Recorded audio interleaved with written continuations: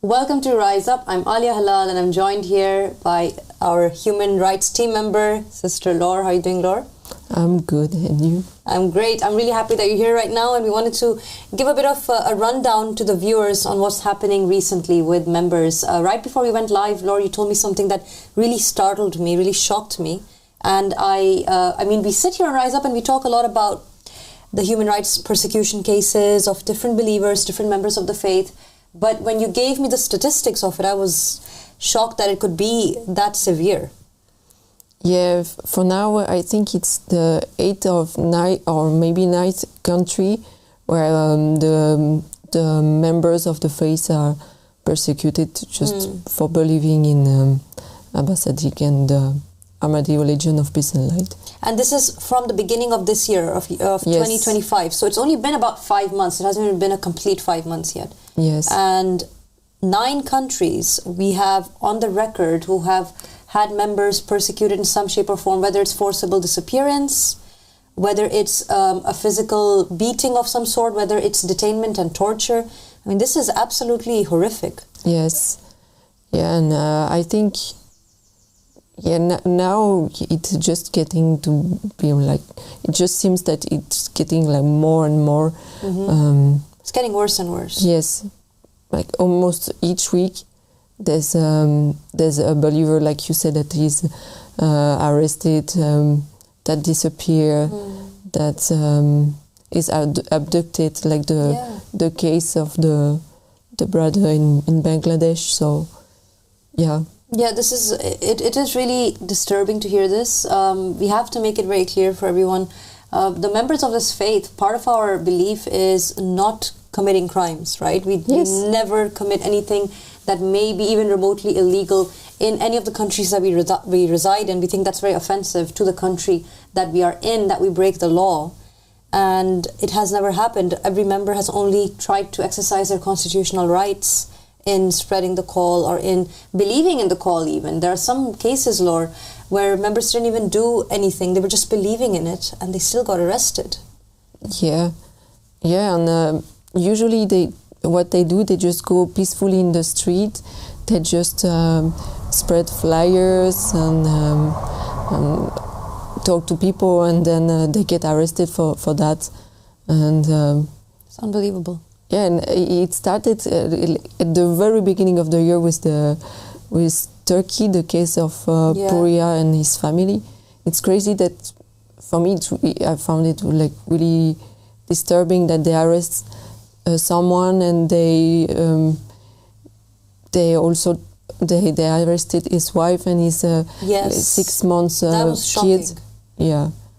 That was insane. I remember when the story came out, we were live here on Rise Up. We were informed by the Bishop of Iran, by Hamid Riza, that this had taken place, and me and Dr. Irfan were in shock. We didn't know how it was possible for a whole family with the baby to be arrested by the authorities. And these are not just any people. These are members of the faith who had already been through this kind of detainment during the 104 incident that took place at the Turkish-Bulgarian border.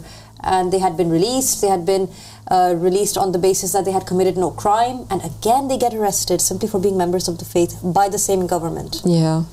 Yeah, and you speak about Iran, but yeah, there's another member recently, Abibullah, that enforced disappearance. And which country was this? Iran. Again, Iran. Yes. So we don't have any news for the moment. Goodness. But yeah, it's really disturbing that. Yeah, this happened recently, I believe, didn't it? And this is, by the way, any case of persecution, if the audience wants to know more about it, we welcome you to check out divinejuststate.com, the website, and you can find everything that happens. We update it regularly. Laura and her team are making sure that it is updated, that people are aware of what's going on, because we cannot allow any case of injustice to go missed or not taken care of or not talked about. Laura, we also had an incident in Russia recently. Yeah, I've seen that. Please tell us about that. Apparently, I don't have that much news for now, but what I have is that she's safe, but still she's safe now. Yes, okay, but it's confusing because what are the reason of her arrest Yeah, it is very strange. Yes. And you wouldn't think that this would happen in Russia, but so this sister, who's actually Azeri as far as I know, she was simply putting posters up, and then out of nowhere she gets arrested for it. Yes. And it's really not against the law. Some people might be thinking, well, maybe they're doing something against the law. These are totally by the law. This is all by the law of what they're doing, going out and putting posters up or going in the street and peacefully demonstrating, to the point that even the authorities are made aware that, look, we want to demonstrate, we want to go out, talk about the religion. It's all by law, completely fine, but then people start getting aggravated and calling the police, and the police listen to the mobs and they take the believers in. It's very, very sad. Yeah, and also this morning I asked about the sister Afaf, also from Morocco. Yes, and yeah, it's also weird because they are aware that they can't make too much noise about it, so they basically they release. Yeah, she was released, but they are not going to prosecute her with any charge. Okay, good, because they can't, can they? Yes, but the thing is, why do they take her laptop, her phone, her books? What you release you arrest someone that did nothing wrong. Then you want to prosecute that person, and then you let that person go without any charge, but still you keep the material. And how is that legal? How is it legal to confiscate someone's personal items and belongings when they haven't committed any crime, and you're admitting they did nothing wrong because you're releasing them, right? Yes. There's no charge against them, but you still confiscate their personal belongings. And I think it's very clear, Laura, these details that you give us show that the members are targeted. I mean, it's pretty clear now. Yeah, that when I was like looking at the article and making the timeline of all the event from the beginning of this year, it's just really clear, and really, again, I don't understand. No, we don't understand. I mean, we know why. We know that there is this force that tries to oppose the Imam of the time, and that's why there will always be that kind of persecution that happens. But it looks like, and this is what you were saying earlier, Lord, looks like it's just going to get worse and worse by what it looks like. Yes.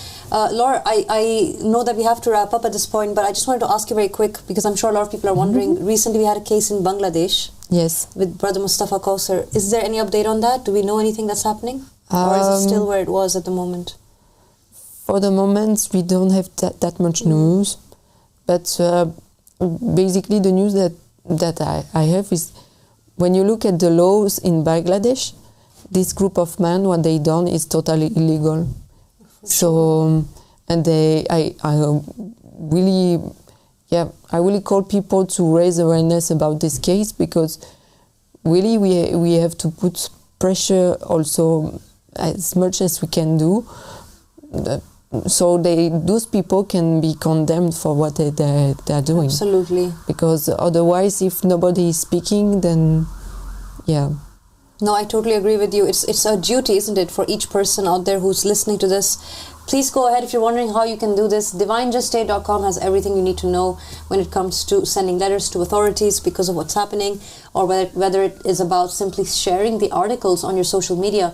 Awareness really makes a difference, and our human rights team have been educating the believers around the world on how to stand up for their rights and what they should do for one another, what we should be doing for one another. And really appreciate, Laura, that you guys take time to talk to us about all this, and thank you for joining us this morning. And we're going to go to a short break, and we'll be right back, so stay tuned.